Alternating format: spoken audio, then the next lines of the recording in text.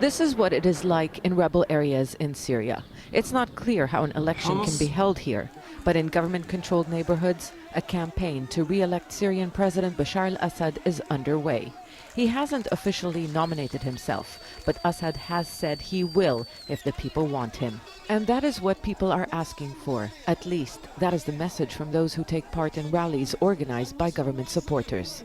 But there are people who don't want Assad as their leader. In fact, the war was a consequence of an uprising against his rule. Who should I vote for? The man who killed many people?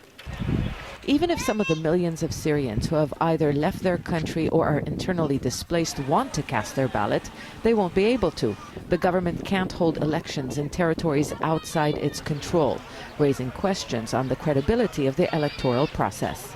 The Syrian government says this time the vote will be different. Over the past 4 decades, Syrians could only choose to support or oppose parliament's nomination of Assad, and before him, his father, Hafez al-Assad. Now, parliament has approved laws to allow candidates to run for the post. But not anyone can stand for election. One of the conditions is that they must have lived in Syria for the past 10 years. That means most of Assad's opponents, even the officially tolerated ones, are excluded from the race. Some of them have formed a government in exile. Its members are not interested in competing with a man they want out of power, but they aren't able to prevent the vote.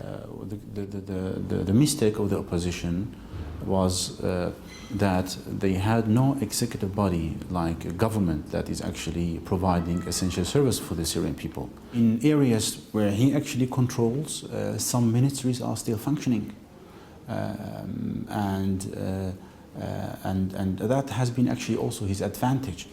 He may remain in power, but the opposition and its allies won't accept the election as legitimate or free and fair. Whatever happens, one thing is certain: the poll won't unite this divided country, and it won't end the war.